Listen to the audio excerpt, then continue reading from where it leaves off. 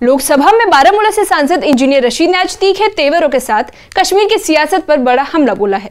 Tihar jail में terror funding के case में बंद रशीद अदालत की अनुमति से सत्र में शामिल हुए और सदन में कहा कि 1947 से कश्मीर सियासत का अखाड़ा बना हुआ है, नेहरू, जिन्ना, अब्दुल्ला और हरी सिंह की वजह से। उन्होंने कहा कि वे उस धरती को सलाम करते हैं जहां मुसलमान को गैर मुल्की कहा जाता है, जहां मां वैष्णो देवी यूनिवर्सिटी में धर्म के नाम पर एडमिशन पूछा जाता है और जहां सीएम और एलजी आपस में भिड़ जाते हैं। रशीद ने दावा किया कि अंग्रेजों की चालाकी ने देश को 3 हिस्सों में बांट दिया है और वे 6.5 साल से अपनी ही धरती को देखने को तरस रहे हैं।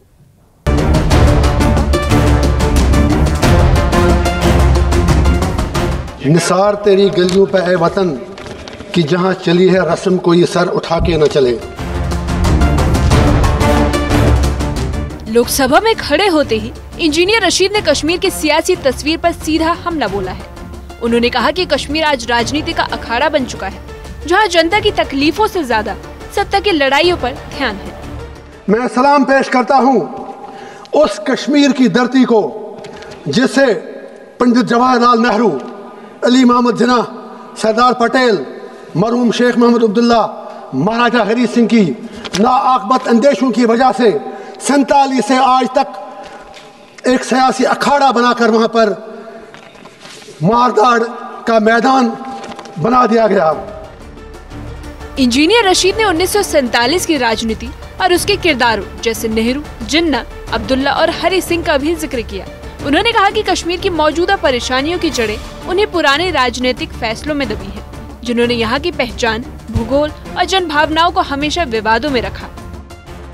मैं सलाम करता हूँ उस जम्मू कश्मीर की धरती को जिसे 1947 में खूनी लकीर के जरिए 2 टुकड़ों में तकसीम कर दिया गया।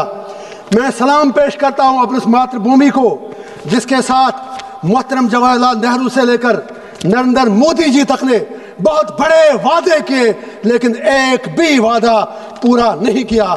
मैं सलाम करता हूं अपनी उस मातृभूमि को जहां 1999 से आज तक जंगल राज जारी है, हजारों लोग मरे हैं, न मारने वाले को पता मैं क्यों मरा, न मरने वाले को पता मेरे साथ क्या हुआ। इंजीनियर रशीद ने अपने बयान में धार्मिक भेदभाव का मुद्दा भी उठाया। उन्होंने कहा कि मैं जुड़ा हूं उस धरती से जहां मुसलमान को गैर मुल्की कहा जाता है। उन्होंने आगे कहा कि वे सलाम करते हैं उस धरती को जहां मां वैष्णो देवी यूनिवर्सिटी में धर्म के नाम पर एडमिशन मांगा जाता है। उन्होंने कहा कि शिक्षा जैसे पवित्र क्षेत्र में भी धर्म की दीवारें खड़ी की जा रही हैं, जो समाज की बुनियाद को कमजोर करती हैं। मैं सलाम करता हूं उस धरती को जहां मुझे बदकिस्मती से मुस्लिम इंतहा पसंद कहा जाता है, लेकिन जम्मू में माता वैष्णो देवी कॉलेज में धर्म के नाम पर एडमिशन मांगा जाता है। इंजीनियर रशीद ने इस दौरान प्रशासनिक टकराव का मुद्दा भी उठाया। उन्होंने कहा कि वे उस धरती को सलाम करते हैं जहां मुख्यमंत्री और एलजी आपस में लड़ते हैं। उन्होंने आरोप लगाया कि शीर्ष नेतृत्व में टकराव के चलते शासन की मशीनरी अस्त व्यस्त हो गई है। सलाम करता हूं उस जम्मू कश्मीर की धरती को, बस जस्ट 1 मिनट, जहां आज की तारीख में कोई गवर्नेंस नहीं, सीएम साहब और एलजी साहब आपस में लड़ते हैं।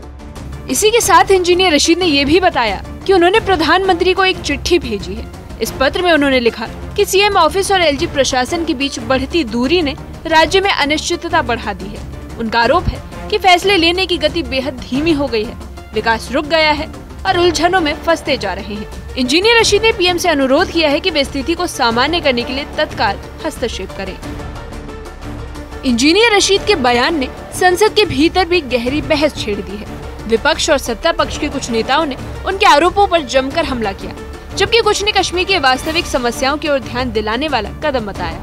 फिलहाल इंजीनियर रशीद जमानत शर्तों के चलते तिहाड़ लौटेंगे, लेकिन सत्र के दौरान उनकी कही गई बातें कश्मीर की सियासत, पहचान और प्रशासन पर एक बार फिर से सवाल खड़े कर गई है। मेरे कारवां में शामिल कोई कम ज़र्फ नहीं है जो न मिट सके वतन पे मेरा हमसफर नहीं है। Bureau report, news 18। Engineer Rashid यही नहीं रुके, उन्होंने प्रधानमंत्री नरेंद्र मोदी को लिखी अपनी चिट्ठी का जिक्र करते हुए कहा कि जम्मू कश्मीर में प्रशासनिक खींचतान खतरनाक मोड़ ले चुकी है। सीएम और एलजी के बीच टकराव बढ़ता जा रहा है। सीएमओ और राजभवन के रिश्ते तल्ख हैं और इसका सीधा असर जनता की रोजमर्रा की जिंदगी पर पड़ रहा है। रशीद के मुताबिक प्रशासनिक दूरी ने अनिश्चितता पैदा कर दी है, विकास की रफ्तार धीमी हो गई है और कल्याणकारी फैसले अटक गए हैं। उन्होंने प्रधानमंत्री से तुरंत हस्तक्षेप की मांग की है।